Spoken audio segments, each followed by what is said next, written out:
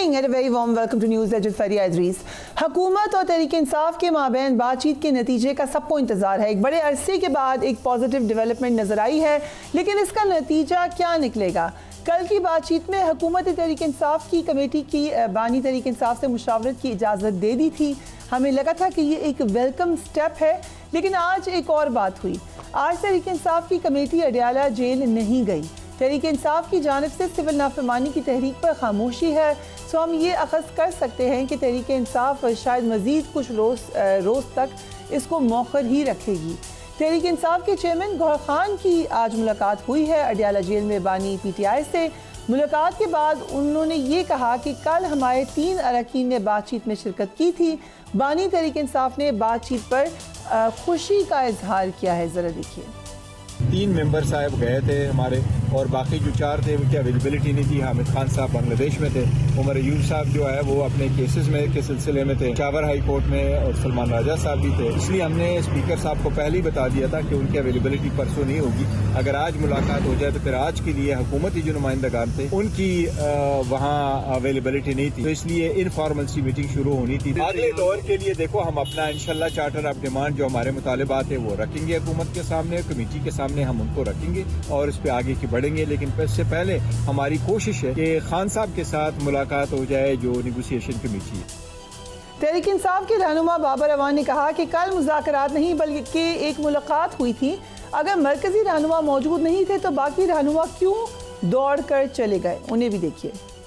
कल इस्लामाबाद में मुलाकात हुई है, मुज़ाकरात नहीं हुए, इसलिए कि मुज़ाकरात में कमेटी के जो हेड हैं वो शरीक ही नहीं थे। हमारे 2 मरकजी ओहदेदार शरीक ही नहीं थे। लोग और वर्कर्स खास तौर पे इस बात पे हैरान हुए कि इतनी जल्दी क्या थी दौड़ के जाने के लिए। आप पहले अपनी कमेटी की अलहदा मीटिंग करते और सबको साथ लेके जाते। कोई 10 लोग हुकूमत ने डाले हुए हैं, तारीखें वो इस तरह देते हैं जिस तरह कोई सिविल मुकदमा चल पड़ा। दूसरी बात ये कहना कि कोई चार्टर ऑफ डिमांड, हम कोई ट्रेड यूनियन नहीं है, हम मुल्क की सबसे बड़ी सियासी और जमहूरी कुव्वत है, इसलिए हमारे मुतालिबात 2 हैं।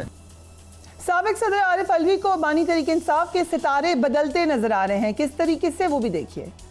के दिन गिने चुने हैं। मैं इनको मशवरा देता हूं कि अब भी वक्त है किसी तरह से बैक स्टेप करो, अब भी वक्त है किसी तरह से उसको राजी करो, अब भी वक्त है किसी तरह से रिजीम चेंज के मामलात को टोटल रिवर्स करो। ये कि इमरान खान साहब को रहा करके जनाब हाउस अरेस्ट में कर दें, ये मैं तो मशवरा दूंगा खान साहब को कि ये तजवीज पर नहीं अमल करें। ये सिर्फ इंटरनेशनल प्रेशर बदलेगा, बदल रहा है। ये पाकिस्तान के अच्छाई के सितारे आपस में कॉन्फ्रेंस में आ गए। 1-1.5 महीने से ज्यादा लंबी बात नहीं है। खान साहब रहा होंगे जिनकी बुनियाद पर ये रिजीम चेंज लाए थे, उन्हीं आकाओं ने इनका ऑक्सीजन कमजोर कर दिया। दूसरी जानिब सुन्नी इत्तेहाद काउंसिल ने 26वीं तरमीम के खिलाफ सुप्रीम कोर्ट में दरख्वास्त दायर कर दी है। दरख्वास्त में मौक़िफ़ अपनाया गया है कि 26वीं तरमीम गैर कानूनी और गलत तरीके से मंजूर की गई। तरमीम को गैर कानूनी करार दिया जाए। 26वीं तरमीम से आइन की अहम खसूसियात और बुनियादी इक़दार ख़त्म हो गई हैं। तरमीम से बुनियादी हकूक़ और इख्तियारात की तक़सीम मुतासर हुई है। तरमीम से अदलिया की आज़ादी ख़त्म हो गई। तरमीम आइन की बुनियादी खसूसियात को बदलने, मनसूख या ख़त्म करने की कोशिश है। तरमीम आइन के आर्टिकल 239 के तहत गैर कानूनी और नाकाबिले अमल है। 26वीं तरमीम के सेक्शन 7, 10, 14, 17, 21 और 27 को गैर आइनी करार दिया जाए। तरमीम के तहत होने वाले तमाम फैसलों, नोटिफिकेशंस, तकर्रियों या दीगर इक़दाम को कल अदम करार दिया जाए। 26वीं तरमीम के हल में वोटों के हसूल के तरीक़ाकार की आज़ादाना तहकीकात की जाएँ। Supreme court practice and procedure तरमीमी act 2024 और सुप्रीम कोर्ट के जजेस की तादाद की तरमीमी एक्ट 2024 को गैर आइनी करार दिया जाए। अब सवाल ये है कि कल हुकूमत और तहरीक इंसाफ के माबैन बातचीत में गुफ्तगू क्या हुई थी, उसका नतीजा क्या हो सकता है? क्या बानी तहरीक इंसाफ ने मुज़ाकराती कमेटी को मुकम्मल इख्तियार दे रखा है? आगे के लिए हमें सूरत हाल क्या नज़र आ रही है? हम बहुत मशकूर हैं, हमारे साथ मौजूद हैं राजा नासिर अब्बास साहब। Thank you so much for joining us. राजा साहब, इस वक्त तक जो सूरत हाल है और एक हम इसको पिछले 2 साल के मामलात के बाद आज अगर देखें, आपको लगता है कि ये नतीजा निकलेगा इस दफ़ा? बिस्मिल्लाहिर्रहमानिर्रहीम, आपका शुक्रिया। देखें, मैं कल भी कहा था कि टाइम बड़ा अहम होता है, टाइमिंग्स जिसे आप लोग कहते हैं। किस वक्त खान साहब ने कमेटी बनाई है मुज़ाकरात के लिए, ये बहुत अहम है। जबकि पाकिस्तान के अवाम का एतमाद अपने इदारों पर उठ चुका है, इदारे बिल्कुल फेलियर का शिकार हैं, پارلیمنٹ اپنی حیثیت کھو چکی ہوئی ہے، عدلیہ کی صورتحال سب کے سامنے ہے، آئینی 26ویں آئینی ترمیم کے بعد ختم ہو چکی ہے، عدلیہ کا استقلال ختم ہو چکا ہے. جو ہوتا ہے نا کہ پاور تقسیم ہوتی ہے عدلیہ میں، عدلیہ مستقل ہوتی ہے، مقننہ مستقل ہوتی ہے اور مجریہ مستقل ہوتی ہے، لیکن عدلیہ کا استقلال اب ختم ہو چکا ہوا ہے. یہ واقعات پھر جو 26 نومبر کو ہوا نا، بہت خطرناک ہوا، کہ جہاں اسلام آباد آنے والے پرامن احتجاج کرنے والوں کو ایک رات بھی برداشت نہیں کیا گیا. یہ ساری چیزیں ایسی ہیں جس سے پتہ چلتا ہے کہ حکمرانوں کا جو پیشنس ہے وہ ختم ہو چکا ہوا ہے یا بکھلائے ہوئے ہیں. خان صاحب نے ان حالات میں کہ اس ملک کو تباہی اور بربادی سے بچانے کے لیے حب الوطنی کا ثبوت دیا ہے، اور انہوں نے کمیٹی بنا دی، پہلے سے اناؤنس کر دیا کہ ہم بات چیت کرنا چاہتے ہیں اور اس ملک کو دلدل سے نکالنے کے لیے. اب یہ جو خان صاحب کی طرف سے جو اعلان ہوا تو حکومت کی ذمہ داری تھی کہ حکومت اگر واقعا سنسیئر ہے، ملک کو ان مشکلات سے نکالنا چاہتی ہے تو بات چیت کرنی پڑے گی. جنگیں بھی ہوتی ہیں تو بعض اوقات جنگوں کے ساتھ ساتھ بات چیت ہوتی رہتی ہے اور اس کے بعد بھی ٹیبل پہ بیٹھا جاتا ہے. تو موقع تو نادر لگ رہا ہے راجہ صاحب، لیکن آپ نے کل کہا کہ حکومت کے پاس یہ آخری موقع ہے، اور آپ نے ابھی یہ بھی کہا کہ ٹائمنگ بہت اہم ہے. ہم یہ سمجھیں کہ یہ لاسٹ ایک ایفرٹ ہے یا ایک موقع ہے جس سے معاملات ٹھیک ہو سکتے ہیں، اس کے بعد پھر ایسا موقع نہیں ملے گا. میرے خیال میں دیکھیں ساری چیزیں آزمائی جا چکی ہیں نا. آپ پرامن احتجاج کو نہیں مانتے، عدلیہ سے آپ کو انصاف نہیں ملتا، جو پارلیمنٹ ہے وہاں پر آپ بات ہی نہیں سنی جاتی، 2-3 منٹ میں اتنی بڑی بڑی ترامیم ہو جاتی ہیں اور ہر چیز کو بلڈوز کیا جا رہا ہے. اب مجھے بتائیں اس کے بعد کیا ہوگا؟ بٹ راجہ صاحب، جو اس وقت تک ہم پی ٹی آئی کی کمیٹی کو دیکھ رہے ہیں، کبھی ان کے ممبرز پورے نہیں ہیں، کبھی وہ آ نہیں رہے ملاقات کے لیے، ان کی سیریسنس نظر آ رہی ہے؟ ایسا نہیں ہے. میری بات سنیں. پہلی بات یہ ہے کہ ابھی میں نے سنا آپ نے کسی کا بیان چلایا کہ جی جو کمیٹی کے ہیڈ ہے وہ نہیں تھے، بابر اعوان صاحب کا تھا. نے اعتراض کیا ہے کہ میرے بغیر آپ کیوں گئے ہیں وہاں پر. میرے خیال میں ہاں شروع میں جب مذاکرات اور بات چیت شروع ہوئی ہے تو بہت سی باتیں، عدم اطمینان کا اظہار بھی ہوگا. دیکھیں پاکستان کے عوام بھی دیکھیں نا، پورے سسٹم سے پر ابھی تقریباً اعتماد نہیں کرتے وہ لوگ. تو اس سلسلے میں حکومت کو گڈ جسٹر دکھانا پڑے گا. ہم جب وہاں گئے تو ان کو بتا دیا گیا تھا، جیسے کہ بیرسٹر گور صاحب نے بھی کہا ہے، چیئرمین پی ٹی آئی نے، کہ ہمارے لوگ آج اویلیبل نہیں ہیں، کل رکھ لیں، ایک دن بعد رکھ لیں. تو سردار ایاز صادق صاحب نے کہا کہ کل پھر ہمارے جو دوست ہیں وہ بھی اویلیبل نہیں ہوں گے، پھر یہ ڈیلے ہو جائے گا. تو بہتر ہے کہ ہم بسم اللہ کریں، شروع کریں اور پھر نیکسٹ ڈیٹ ایسی رکھ لیں گے جس میں سارے اویلیبل ہوں. تو آپ دیکھ لیجئے گا، انشاءاللہ مجھے امید ہے کہ اگلی جو میٹنگ ہوگی 2 جنوری کو، اس میں اکثریت ہوگی انشاءاللہ. ایگزیکٹلی کیا بات چیت ہوئی؟ 2 مطالبات رکھے پی ٹی آئی نے، کیا انیشیل رسپانس تھا گورنمنٹ کا؟ دیکھیں وہاں آپ نے خود ہی کہہ دیا کہ صرف 3 لوگ تھے، باقی لوگ نہیں تھے اس میں. جو بات چیت ہوئی ہے اس میں دیکھیں دونوں طرف جو ہے نا مشرق اور مغرب کا بعد ہے، دوری اتنی ہے، ٹھیک ہے. تو میرے خیال میں ہر ایک نے اپنا موقف بیان کیا. بالآخر ہمارے سامنے وہ لوگ بیٹھے ہوئے تھے جو فارم 47 والے ہیں اور جو الیکشن ہارے ہوئے تھے اور جن کو زبردستی لایا گیا ہے، جن کی عوام میں جڑیں نہیں ہیں. دیکھیں لہذا یہ بات چیت ہوئی ہے، ہمارے اعتراضات ہیں، ہمارے اختلافات ہیں، اور چونکہ ملک کی بہتری کے لیے چیزوں کو آگے لے کے چلنا ہے. اور جہاں تک نتائج کا تعلق ہے، دیکھیے یہ صبر آزما مرحلہ ہے. پیشنس ہونا چاہیے، صبر ہونا چاہیے کسی بہتر نتیجے تک پہنچنے کے لیے. کہ آج ملاقات ہوئی ہے، کل نتیجہ نکالنا ہے، کل ملاقات ہوئی ہے، پرسوں، یہ ایسے نہیں ہے. یہ بات ٹھیک ہے آپ کی، لیکن راجہ صاحب جو آپ کا انیشیل ایک انڈرسٹینڈنگ ہوئی دیکھ کر، بڑی عرصے سے جیسے آپ نے کہا کہ معاملات آ نہیں رہے تھے ڈائیلاگ کی طرف، جس طریقے سے آئے ان کے ممبرز، جو انہوں نے ظاہر آف ریکارڈ بھی کچھ باتیں ہوئی ہوں گی، آپ کو تاثر کیا لگا؟ سنجیدہ ہے حکومت؟ دیکھیں اس وقت حکومت کے ساتھ وہاں پر پیپلز پارٹی کے لوگ بیٹھے ہوئے ہیں، ایم کیو ایم کے لوگ ہیں اور جماعتوں کے لوگ بھی ہیں، قائد اعظم مسلم لیگ کاف کے بھی لوگ ہیں اور لوگ بھی ہیں.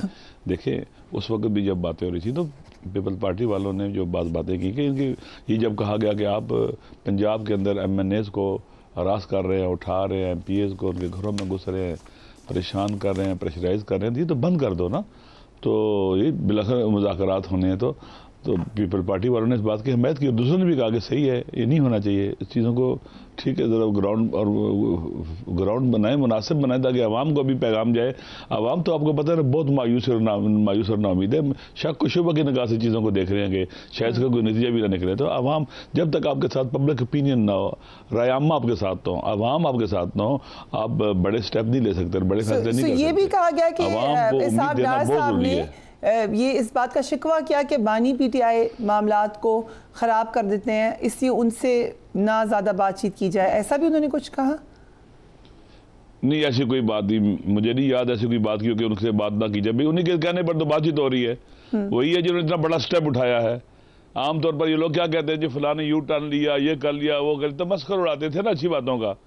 بھائی خان صاحب نے یہ قدم اٹھایا ہے, اور یہ یو ٹرن نہیں ہے, یہ ایک اسٹریٹجک موو ہے جو پاکستان کے لیے ہے, پاکستان کو بچانے کے لیے. کہاں تک پاکستان کو گرانا ہے مجھے بتا دیں. کے پی کے اندر دیکھ لیں کیا صورتحال ہے, خیبر پختونخوا میں, پورے پاکستان میں مشکلات ہیں. دیکھیں سب سے بڑا مسئلہ کسی بھی سسٹم کا کیا ہوتا ہے, عوام کا اعتماد اس پر. عوام کا اعتماد ایک طاقت کے جو کیا کہتے ہیں کہ ستون ہوتے ہیں ان میں سے ایک عوام کا اعتماد ہے. دوسرا معاشی صورتحال ہوتی ہے, سسٹم پر عوام کا اعتماد, معاشی گڈ گورننس. یہ کہاں گڈ گورننس ہے, کہاں معاشی استحکام ہے, کہاں عوام کا اعتماد ہے, امن و امان نہیں ہے. تو یہ سسٹم کے اندر کوئی ایسی چیز ہے ہی نہیں ہے جس کی بنیاد پر یہ کھڑا رہ سکے. تو بیساکھیوں پر تو کب تک چلایا جا سکتا ہے عوام کے بغیر. رؤف حسن صاحب نے کہا کہ ہمیں لگتا ہے اسٹیبلشمنٹ ہم سے انڈائریکٹ مذاکرات کری ہے. رانا ثناء اللہ نے بھی کہا کہ اسٹیبلشمنٹ کی توثیق ہے, ہم ایک پیج پر ہیں. یہ انڈرسٹینڈنگ ہے پی ٹی آئی کی ٹیم میں کہ وہ جو بھی بات کریں گے وہ اسٹیبلشمنٹ کو پہنچ جائے گی وایا گورنمنٹ. میرے آپ کے تو سستی پہنچ جاتی ہے, سسٹم پاکستان کا ایسا ہے. کیا شکوے تھے گورنمنٹ کو؟ گورنمنٹ کو کیا شکوے ہو سکتے ہیں؟ جن بیچاروں کو جیلوں میں ڈالا ہوا ہے, یہ کہہ سکتے ہیں کہ آپ سخت بات کر لیتے جو کس طرح کی ہوگی. جن کو جیلوں میں ڈالا ہوا ہے, جن کا مینڈیٹ چھین لیا گیا ہے, جن کے اوپر ہر روز آئے دن نئے ایف آئی آریں کٹتی ہیں, تو وہ یہی کہتے ہیں جی کہ ہمارے پر بھی کٹتی رہی ہیں, اب اگر کسی اور پر کٹ رہی ہے تو کوئی چمبے کی بات نہیں ہے. لیکن میرے خیال میں یہ کوئی چیزیں بہرحال چھوٹی موٹی بات ہر کوئی کرتا ہے اپنے آپ کو سیٹسفائی کرنے کے لیے, لیکن الٹیمیٹلی اس کو ایک اچھا شگون سمجھنا چاہیے کہ بات چیت شروع ہو گئی ہے. راجہ صاحب, آپ کی آخری ملاقات بانی پی ٹی آئی سے آپ نے کہا ابھی بتایا مجھے آف ریکارڈ کہ 2 مہینے پہلے ہوئی تھی. کیا اس موقع پر 2 مہینے نہیں, چند مہینے پہلے, 2 مہینے پہلے تو تقریباً ہم گئے تو میں واپس کر دیا تھا انہوں نے. 2 دفعہ تقریباً واپس کیا انہوں نے, ملاقات نہیں کرنی تھی. جیل گئے, وہاں 2 گھنٹے 2.5 گھنٹے انتظار کرتے رہے, لیکن پھر واپس آ گئے نا. پھر کمیٹی کی تو ملاقات ہونی چاہیے ریگولرلی اگر اس معاملے کو آگے لے کے چلنا ہے. یہ اگر سنسیریٹی ہے, دوسری طرف میں سنجیدگی ہے, تو ریگولرلی بالکل خان صاحب سے ملاقات ہونی چاہیے, ایکسیس ہونی چاہیے, تاکہ ان کی بات بھی سنی جائے, ان کی بات تک بات پہنچائی جائے نا, تاکہ کانفیڈنس بھی بڑھ جاتا ہے. جب خان صاحب سے ملیں گے وہ اس کمیٹی کو اور زیادہ سیلف کانفیڈنس بڑھ جائے گا ان کا نا. ضروری ہے ملاقات خان صاحب کے ساتھ, جیسے پہلے بھی بات ہوتی رہتی ہے کہ پیپلز پارٹی والے اگر بلاول بھٹو ان کے چیئرمین ہیں تو ان سے کاٹ کے بات کریں تو نہیں ہوگی بات نا. یا مسلم لیگ یا اگر نواز شریف صاحب سے کاٹ کے وہ الگ کر کے ان سے بات کریں تو بات کا کوئی پھر اثر نہیں نکلتا, فائدہ نہیں ہوتا, نتیجہ نہیں نکلتا, اور بس آنا جانا ہی ہوتا ہے. راجہ صاحب, اگر کوئی لیٹس سے بڑی اچھی بات چیت ہوتی ہے, ہم پازیٹیو ہو کے سوچتے ہیں, تو کیا ہم ایک اور الیکشن دیکھ سکتے ہیں, ارلی الیکشن دیکھ سکتے ہیں؟ دیکھیں آپ دیکھیں جب مذاکرات ہوتے ہیں تو ڈفرینسز ہیں نا, وے آؤٹ نکالنا پڑتا ہے نا, اس مشکل سے نکلنے کے درمیانی راستہ نکالنا پڑتا ہے, وے آؤٹ نکالنا پڑتا ہے. میرے خیال میں پاکستان کے عوام کو ایسا سسٹم جو عوام میں جڑیں رکھتا ہو, عوام اس کے ساتھ. دیکھیں نا پاکستان کو بہت زیادہ مشکلات کا سامنا ہے. آپ دیکھیں خیبر پختونخوا میں بھی حالات خراب ہیں, سیکورٹی کے مسائل ہیں. ابھی دیکھیں کورونا ایمرجنسی, راستے بند ہیں, لوگ مر رہے ہیں, ذبح ہو رہے ہیں, قتل کے گلے کاٹے جا رہے ہیں ان کے, اور مشکلات ہیں وہاں پر لوگوں کو. بلوچستان میں, اور یہ نمنی پھیل رہی ہے ملک کے اندر, جگہ جگہ آگے بڑھ رہی ہے. تو تو عوام کی مدد کے بغیر سسٹم اس طرح کے بڑے بحرانوں کا مقابلہ نہیں کر سکتا. سیاسی بحران یہ ہے. دنیا کے جو ممالک ہیں ہمارے اقدامات کو دیکھتے ہوئے دیکھیں انٹرنیشنلی ہم ایک اسٹریٹجک عام جگہ پر واقع ہونے کے باوجود ہم irrelevant ہوتے چلے جا رہے ہیں. اور جو خطے میں بڑے تحولات ہیں اور بڑی تیزی کے ساتھ اس خطے کے اندر تبدیلیاں آ رہی ہیں اور چینجنگ آ رہی ہیں دنیا کے اندر بھی, تو اس لیے پاکستان کے اندر ایک ایسی حکومت ہونی چاہیے جو مضبوط ہو, جس کی جڑیں عوام میں اور دنیا بھی اس کو اعتبار دے. رائٹ.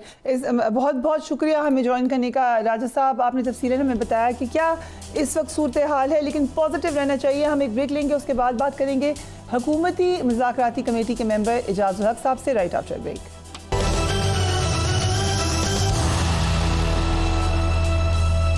Welcome back. حکومت نے تحریک انصاف کے ساتھ بات چیت کے لیے قائم کی گئی مذاکراتی کمیٹی میں توسیع کرتے ہوئے اعجاز الحق اور خالد مغزی کو بھی کمیٹی کا حصہ بنایا ہے, جس کے بعد اس کمیٹی کو پوری حکومت کی نمائندگی مل گئی ہے. حکومت کی جانب سے کمیٹی میں تمام حکومتی جماعتوں کو شامل کرنا حکومت کی نیت اور مذاکرات میں سنجیدگی کا اظہار ہے. تحریک انصاف کی جانب سے بھی حکومت کے اب تک کے رویے کو مثبت قرار دیا جا رہا ہے. آج چیئرمین تحریک انصاف بیرسٹر گوہر نے بانی تحریک انصاف سے ملاقات کے بعد بات چیت کے لیے ایک ٹائم فریم مقرر کرنے کا مطالبہ کیا ہے. ذرا دیکھیے. خان صاحب سے یہ ہماری روٹین کی ملاقات تھی. ٹیوزڈے کو ہم وکلا آتے ہیں, تو آج ہم 6 وکیل ملے تھے اور خان صاحب سے ملاقات ہوئی ہے. آدھے گھنٹے کی ملاقات ہوئی, آج فیملی کی بھی ملاقات. اور خان صاحب کو میں نے بتایا ہے جو مذاکرات شروع ہوئے, خان صاحب نے کہا ٹھیک ہے اچھی بات ہے, مذاکرات ہو رہے ہیں, لیکن ایک ٹائم فریم ہونا چاہیے. اس ٹائم فریم کے اندر اس میں کوئی پیش رفت ہونی چاہیے, یہی بہتر ہے. ہم نے پہلے بھی کہا تھا کہ جو ٹائم فریم ہم ایکسپیکٹ کر رہے ہیں وہ یہی کہ جی جلد سے جلد جتنے بھی ہمارے مطالبات ہیں, 2 میجر مطالبات ہیں اور بڑے جائز مطالبات ہیں, اس پہ کوئی پیش رفت ہونی چاہیے. دوسری جانب یورپی یونین کے بعد امریکہ اور برطانیہ نے بھی 9 مئی کے مقدمات میں فوجی عدالتوں کی جانب سے شہریوں کو سزائیں سنائے جانے پر سخت تشویش کا اظہار کیا ہے. امریکی محکمہ خارجہ نے پاکستان کی فوجی عدالتوں کی کارروائی پر گہری تشویش کا اظہار کرتے ہوئے اپنے ایک بیان میں کہا ہے کہ واشنگٹن کو 9 مئی کے مظاہروں میں ملوث شہریوں کے خلاف فوجی ٹرائیبیونلز کی جانب سے سزاؤں کی جو سنائی گئی ہیں کارروائی پر تحفظات ہیں. فوجی عدالتوں میں عدالتی آزادی اور شفافیت کی ضمانت کا فقدان ہوتا ہے. امریکی پاکستانی حکام سے مطالبہ کرتا ہے کہ پاکستان کے آئین میں درج منصفانہ ٹرائل کے حق کا احترام کیا جائے. برطانوی دفتر خارجہ نے بھی فوجی عدالتوں میں عام شہریوں کے مقدمات چلانے پر تنقید کی ہے. ان کا کہنا ہے کہ فوجی عدالتوں میں شفافیت اور آزادانہ جانچ پڑتال کا فقدان ہے, جس کی وجہ سے انصاف کے عمل پر سوالات اٹھتے ہیں. برطانیہ کا موقف ہے کہ اس طرح کی کارروائیاں انصاف کے بنیادی اصولوں کی خلاف ورزی ہے اور عوامی حقوق کی پامالی کرتی ہیں. اس سے قبل یورپی یونین نے بھی اس فیصلے پر رد عمل دیا تھا, سخت تشویش کا اظہار کیا تھا. یورپین یونین نے یہ کہا تھا کہ پاکستان کی جانب سے شہریوں کے خلاف فوجی عدالتوں میں کیے جانے والے فیصلے بین الاقوامی معاہدوں کی خلاف ورزی ہے. پاکستان اپنے شہریوں کے حقوق کی حفاظت کرے اور ان کے خلاف منصفانہ ٹرائل کی ضمانت دے. ہمارے ساتھ اعجاز الحق صاحب موجود ہیں. Thank you so much Ejaz صاحب for being on the program. اس سے پہلے کہ ہم آپ سے ذرا مذاکرات کے بارے میں پوچھیں, یہ جو ریاکشن آیا ہے انٹرنیشنلی, اس کا کوئی امپیکٹ ہوگا؟ دیکھیں امپیکٹ تو نہیں ہوگا, لیکن لازمی بات ہے کہ ایشو تو ریز کیا گیا نا کہ جو بھی اب باہر سے ان جگہوں سے یورپین یونین سے یا یو کے سے یا امریکہ سے جو مہمان آئیں گے, لازمی بات ہے اس ایشو کو وہ ڈسکس کریں گے. لیکن ہر ملک کا اپنا ایک طریقہ کار ہوتا ہے.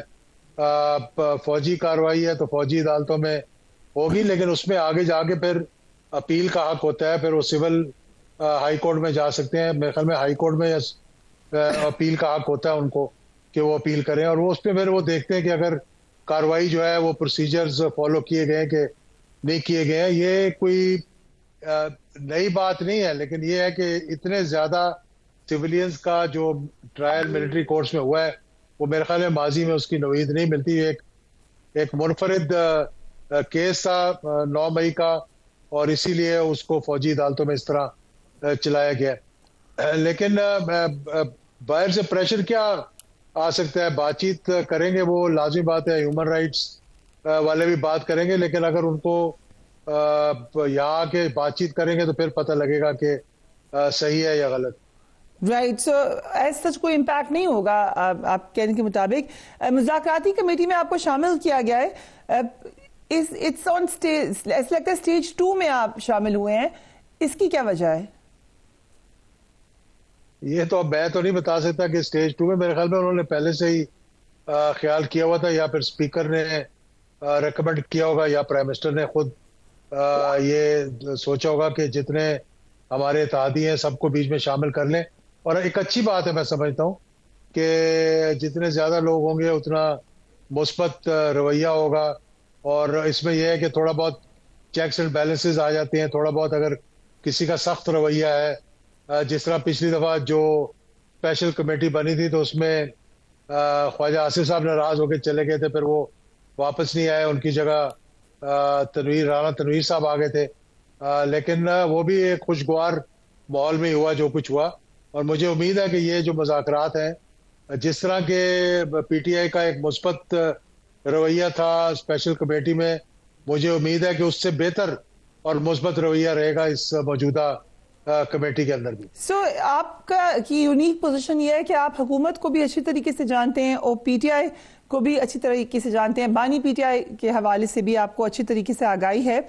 یہ اس وقت جو مذاکرات ہو رہے ہیں، کیا آپ ان سے پر امید ہیں؟ اس وقت جو صورتحال ہے، آپ کو لگتا ہے کہ کوئی نتیجہ نکلے گا؟ دیکھیں، میں سمجھتا ہوں کہ اگر ریزنیبل بات کی گئی اور اگر مثبت رویہ اختیار کیا گیا اور اگر یہ سوچ اب ڈیولپ ہوئی ہے کہ مذاکرات کے ذریعے ہم نے کوئی نتیجہ نکالنا ہے، تو میں سمجھتا ہوں کہ اس میں ضرور پیش رفت ہوگی اور کچھ نہ کچھ مثبت نتیجہ نکلے گا. لیکن اگر چارٹر اور ڈیمانڈز اس قسم کا آ گیا کہ اس میں جی کہ پہلے سب کو رہا کرو پھر بات کرتے ہیں، یا پہلے یہ کریں پھر ہم یہ کریں گے، یہ تو آ نہیں گیا جا صاحب، سب کو رہائی کے حوالے سے بھی کہہ دیا گیا، جوڈیشل کمیشن، یہ دو مطالبات تو رکھ دیے گئے ہیں. دیکھیں، بہت سی باتیں جو ہیں وہ 24 تاریخ سے پہلے جو مذاکرات ہو رہے تھے ڈائریکٹلی اور انڈائریکٹلی ان میں طے ہو گئی تھی، لیکن بعد میں ایک یو ٹرن لے لیا گیا اور اس میں پھر تھوڑی سی مشکلات کا سامنا ہوا، یعنی کہ وہ پھر گراؤنڈ زیرو سے پھر شروع کرنا پڑا. تو کنڈیشنز اگر زیادہ ہوں گی اور اس قسم کی کنڈیشنز ہوں گی جو کہ عدالتوں سے بھی بالا تر ہیں اور ڈیمانڈ جو ہے وہ رکھی جائیں گی، تو پھر میرا خیال ہے کہ تھوڑا بہت اس میں مشکلات کا سامنا کرنا پڑا. اجاز صاحب، آپ نے تو ہمیں ابھی کلیئرلی اندیا دے دیا ہے کہ رہائی نہیں ہونے لگی بانی پی ٹی آئی کی. دیکھیں، میں یہ نہیں کہہ رہا کہ رہائی ہونی یا نہیں ہونی، کیونکہ it will be too soon to say anything till جب تک کہ مذاکرات شروع نہیں ہوتے اور ہم آپس میں بیٹھتے نہیں ہیں اور ایک کھل کے بات چیت نہیں ہوتی. میں نے کہا نا کہ ان کا جو چیئرمین پی ٹی آئی ہے اور ان کے جو ساتھی تھے، جب وہ اسپیشل کمیٹی میں آئے تھے 26ویں ترمیم سے پہلے، تو بہت ہی مثبت رویہ تھا ان کا، اور حکومت کی طرف سے بھی بڑا مثبت رویہ تھا. اور بہت سی چیزیں ایسی ہوئی جس میں ان کے لوگوں کی بیلیں کروا دی گئی، معذرت کر لی گئی، اور بہت سے معاملات جو ہے وہ طے ہو رہے تھے. بٹ اگر ہم سیاسی طور پر دیکھیں، آپ سیاست کو اچھے طریقے سے سمجھتے ہیں، اس وقت میاں نواز شریف کیوں چاہیں گے کہ ان کے آج رائیول ہیں بانی پی ٹی آئی، یا پی ایم ایل این کیوں چاہے گی کہ وہ خان صاحب کی رہائی میں مددگار ہو؟ ان کو بھی اندازہ ہے کہ اگر وہ رہا ہو گئے تو ان کا تو نقصان ہوگا سیاسی طور پر، تو وہ یہ اس بات پہ کیسے مانیں گے؟ دیکھیے، بات یہ ہے کہ جب ایک ایسا معاہدہ ہوگا یا کوئی بات چیت آگے چلے گی تو پھر ٹرمز اینڈ کنڈیشنز بھی طے کر لی جائیں گی. اور میرا نہیں خیال کہ ایسا کوئی مطلب کہ چیز ایسی ہو جائے گی جو کہ انہونی ہوگی. کسی کے اندر رہنے سے یا باہر رہنے سے یا کوئی بات چیت کر کے آگے چلنے سے تو بہتری نتائج نکلتے ہیں. میرا نہیں خیال کہ ایسی کوئی بات ہوگی کہ وہ نہیں چاہیں گے. اگر وہ نہ چاہتے ہوئے یا بانی پی ٹی آئی نہ چاہتے ہوئے کہ جی میں حکومت سے نہیں بات کروں گا، تو پھر نہیں بات ہوئی. جب انہوں نے کمیٹی بنا دی تو پھر یہاں سے بھی فوری کمیٹی بن گئی. اس کا مطلب ہے کہ دونوں طرف ایک مثبت رویہ، اور میرا خیال ہے کہ دونوں طرف سے یہ چاہتے ہیں کہ ایک قدم آگے بڑھا جائے بجائے پیچھے جانے کے. رانا ثناء اللہ صاحب نے کہا کہ اسٹیبلشمنٹ کی انڈورسمنٹ کے بغیر ان سے توثیق لینا ہوگی، یہ انہوں نے کہا. سو یہ کتنا اہم ہے؟ بیکاز اسٹیبلشمنٹ تو بار بار کہتی ہے کہ ہم اس میں پڑھنا ہی نہیں چاہتے. پی ٹی آئی کو بھی وہی پیغام دیتے رہے کہ آپ پی ایم ایل این سے بات کریں یا گورنمنٹ سے بات کریں. سو اس وقت کہیں نہ کہیں اسٹیبلشمنٹ کو انڈورسمنٹ ہے اس میں. دیکھیں، میں تو جتنا سمجھتا ہوں حالات کو کہ حکومت اور اسٹیبلشمنٹ جب تک ایک پیج پہ نہ ہو تو بات آگے نہیں بڑھ سکتی. اگر وہ کہتے ہیں حکومت سے بات کرو تو اس کا مطلب ہے ان کی انڈورسمنٹ ہے. عارف علی صاحب کا کہنا ہے کہ جلد تبدیلی آنے والی ہے, ملک اور غیر ملکی ستارے حرکت میں آ گئے ہیں, جلد ہی بانی پی ٹی آئی رہا ہو جائیں گے. بڑے پازیٹیو وہ نظر آئے ہیں. یہ خالی سیاسی بیان ہے یا کوئی ریزن ہے ان کی اتنی خوشی کا؟ دیکھیں, یہ پچھلے مطلب 1.25 سال 1.5 سال ہو گیا ہے جو عمران خان صاحب جیل کے اندر ہیں, اور ان کے وکلا اور ان کی جماعت یہ کہتی رہی ہے اگلے مہینے یہ ہو جائے گا, پچھلے مہینے یہ ہو جائے گا. تو بات یہ ہے کہ جب تک آپ پازیٹیو نہیں سوچیں گے, اگر آپ اس بات پہ ریلائے کر رہے ہیں کہ ٹرمپ آ جائے گا تو پتہ نہیں کون سی قیامت آ جائے گی, تو پھر یہ بات چیت کہیں آگے نہیں بڑھے گی. اگر آپ کہیں گے کہ ہم نے پاکستان کی بہتری کا سوچنا ہے, اپنے سے بالاتر ہو کر پاکستان کے مفادات کو سامنے رکھنا ہے, تو پیش رفت ہو جائے گی. یہ بات تو ہوتی رہی اعجاز الحق صاحب کہ ڈونلڈ ٹرمپ آئیں گے یا ایڈمنسٹریشن چینج ہوگی تو تبدیلی آئے گی. پی ٹی آئی کہتی رہی اور ہم بھی اس کو زیادہ سنجیدگی سے نہیں لیا. لیکن جس وقت رچرڈ گرینیل کی ٹویٹس آئی ہیں اور وہ ان کی ایڈمنسٹریشن کے اہم ممبر ہیں اور دیگر لوگوں کی طرف سے ان کی انڈورسمنٹ آئی ہے, اب کیا یہ معاملہ لگتا نہیں ہے کہ تبدیل ہو گیا ہے؟ دیکھیں, تو اب رچرڈ, اس کا میں کیا بات کروں اس کے بارے میں. ٹھیک ہے, اس نے 2-4 ٹویٹ کیے ہیں, اس کی فالوئنگ بھی بہت بڑھنی شروع ہو گئی ہے اس وجہ سے. سنا ایک ہی راتوں رات ان کے ڈبل ہو گئے فالوورز. ڈبل سے بھی ٹرپل ہو گیا فالوئنگ ہو گئی, اور اس لیے وہ بھی اب بڑے خوش ہو کے ٹویٹ لگاتے ہیں. ٹویٹوں سے اگر حکومتیں چلنی شروع ہو گئی یا حکومتیں ختم ہونی شروع ہو گئی تو میں سمجھتا ہوں پھر تو ٹویٹر پہ ہی بیٹھ کے سارے معاملات چلائے جا سکتے ہیں. تو ٹھیک ہے, ان کا کہنے سے کوئی سوچ میں ہو سکتا ہے کہ مثبت سوچ آ جائے. وہ بھی, ان کو بھی چاہیے کہ وہ ہمارے اندرونی معاملات میں مداخلت کرنے کے بجائے کوئی فیسیلیٹیشن کی بات کریں, کوئی اچھی بات کریں, کوئی گفتگو کو آگے لے کر چلیں. آپ کو لگتا ہے کہ وہ مداخلت کریں پاکستان کے انٹرنل معاملات میں؟ لازمی بات ہے, یہ مداخلت ہی ہے کہ اگر آپ یہ کہیں جی کہ یہ ہو جائے گا اور وہ کر دیں اور یہ کر دیں تو مداخلت ہے, لیکن اس کے طریقے کہنے کے اور بھی بہت سے بہتر طریقے بھی ہو سکتے ہیں. بٹ یہ ان کی اپنی رائے ہے. ظاہر ہے کوئی نہ کوئی تو پریشر پڑا ہے حکومت پہ کہ انہوں نے یہ بیان دیا کہ یہ نقلی اکاؤنٹ ہے, ان کا ہے ہی نہیں. پھر انہوں نے کلیریفائی کیا کہ نہیں یہ میرا ہی اکاؤنٹ ہے. سو آبویسلی تھوڑا سا انیوژول تو تھا جتنی ٹویٹس آئی ہیں.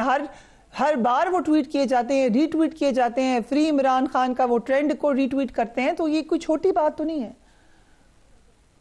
نہیں, کون سی بڑی بات بھی کیا ہے.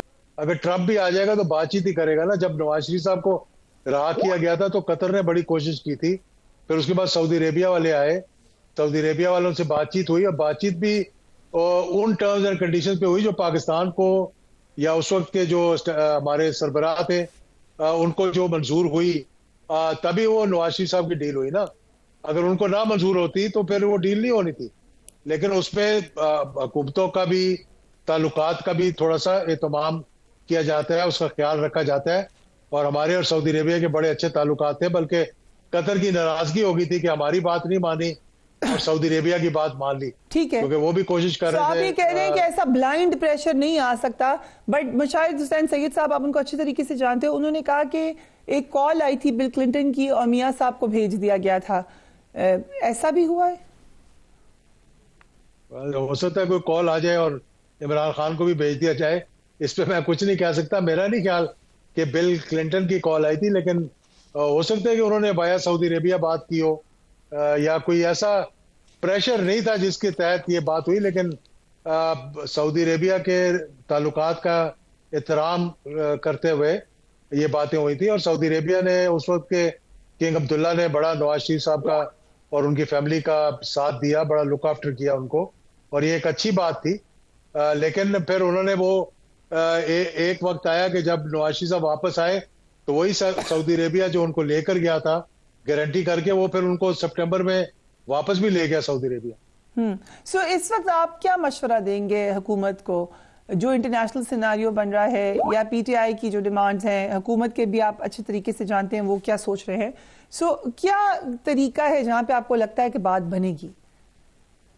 دیکھیں, میں سمجھتا ہوں دونوں اطراف سے پی ٹی آئی کو بھی اور حکومت کو یہ سوچنا چاہیے کہ ملک کے بہتری کے لیے, اکانومی کی بہتری کے لیے, ملک کے اندر سیکیورٹی کے حالات بہتر کرنے کے لیے توجہ جو ہے وہ عوام کے مسائل کو حل کرنے پہ دینے کے لیے اپنی اپنی انا کو تھوڑا سا نیچے لے کر آئیں, اپنے سے اور بالاتر ہو کر سوچیں ذرا. اگر اپنی اپنی انا کے پیچھے پڑے رہیں گے تو میرا خیال ہے کوئی سولوشن ہی نکلے گی. دیکھیں ہر کسی نے کوئی صدا تو رہنا نہیں وزیر اعظم, نہ کسی نے صدر رہنا ہے. ہر کسی نے مطلب the time comes when you have to leave. ٹھیک, تو اچھا نہیں ہے کہ ایک اچھے ماحول کے اندر ملک کی بہتری کرتے ہوئے آپ آگے چلیں. رائٹ. اعجاز بخش صاحب, thank you so much for joining us. Interesting بات کی انہوں نے کہا کہ ہر کسی نے ہر وقت تو صدر رہنا نہیں, نہ ہر کسی نے ہر وقت پرائم منسٹر رہنا ہے. ہم کہہ سکتے ہیں ہر کسی نے ہر وقت قیدی 804 بھی نہیں رہنا. سو چیزیں تبدیل ہوں گی. We will take a break and we will be right back.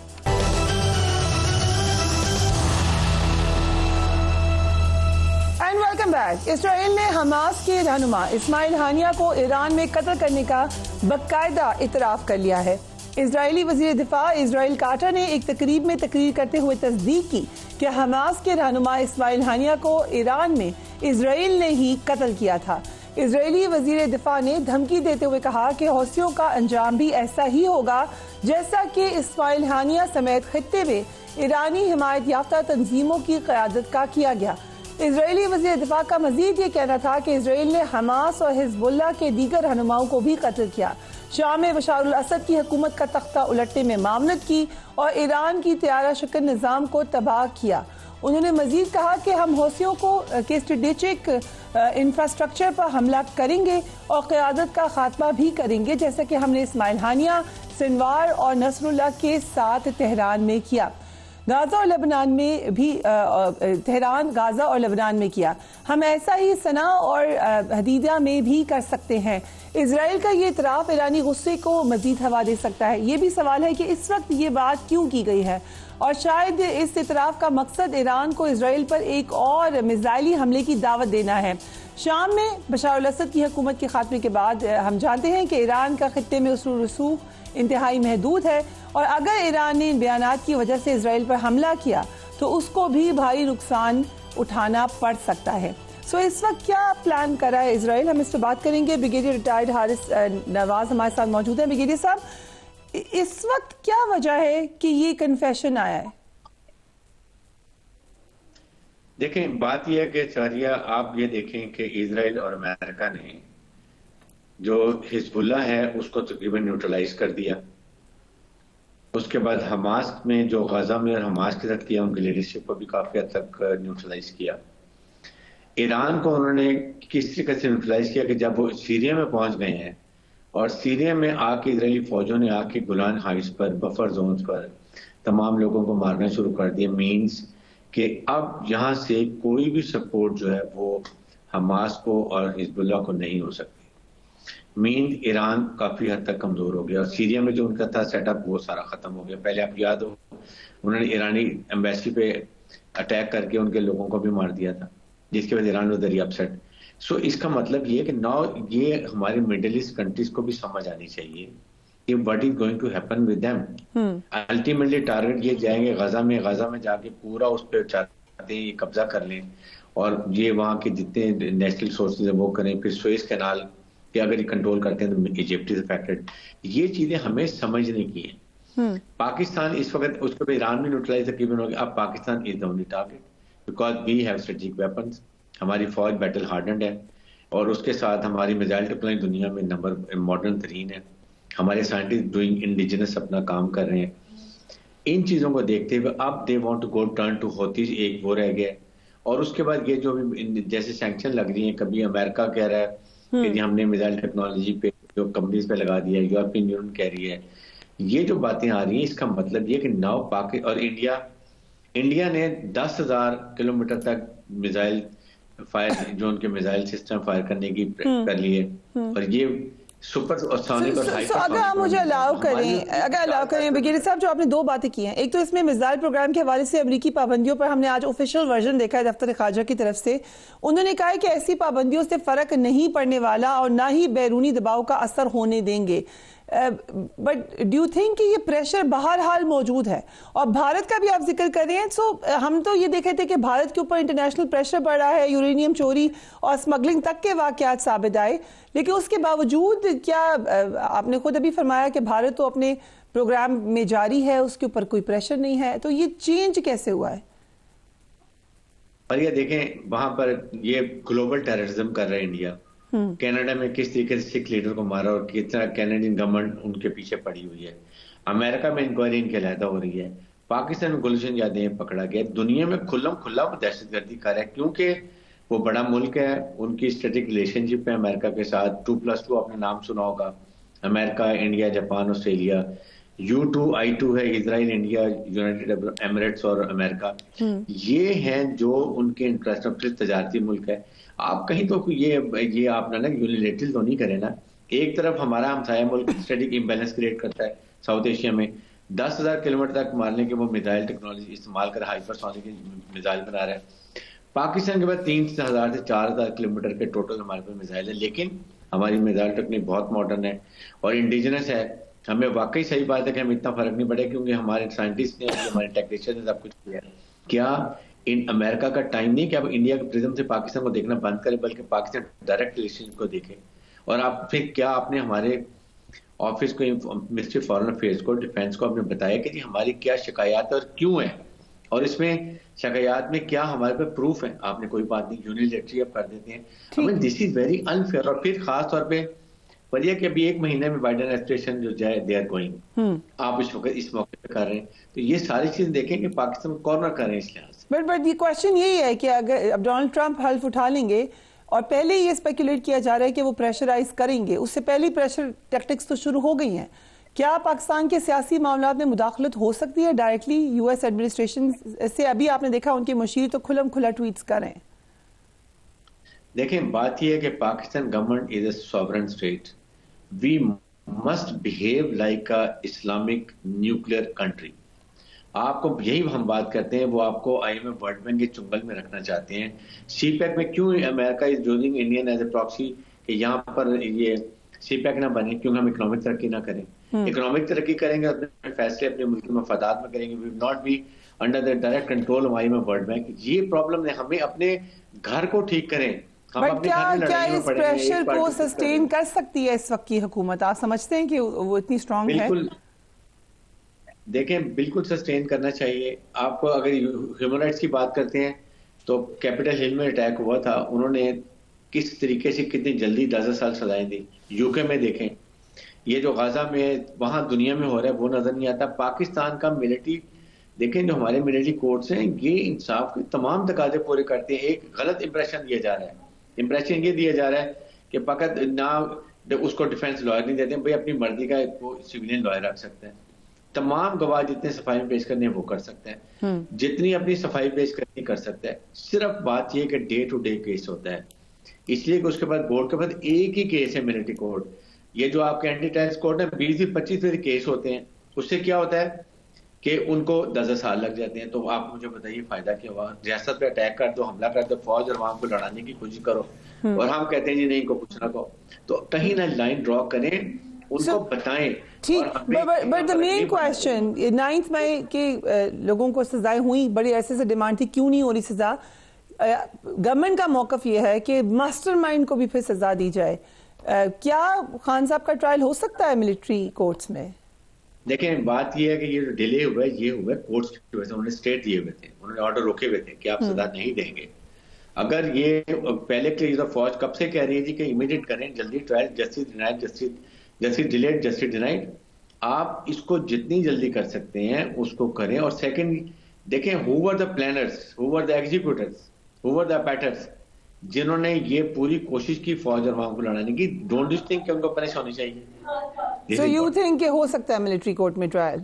بالکل ملٹری کورٹ میں ہونا چاہیے، اور ہو بھی سکتا ہے اور ہوگا۔ آپ دیکھیں گے کہ یہ ہونا چاہیے، اس لیے کہ کسی کو سزا ملے گی تو آئندہ کے لیے کوئی نہیں کرے گا۔ اگر پہلے سزا ہو گئی ہوتی تو آج یہ 24 نومبر 26 نومبر نہ ہوتا، تب ڈرتے نہیں جی ہم نے ریاست کے اوپر اٹیک نہیں کرنا، فوج سے دور رہنا، نشان حیدروں کی، نشان حیدر شہیدوں کے آپ یادگاروں کو آپ نقصان پہنچائے۔ آپ عالم معلم کی جو دنیا میں اس کے اکیڈمی میں پڑھایا جاتا ہے वहां के उसे करना में वो तबाह कर दो।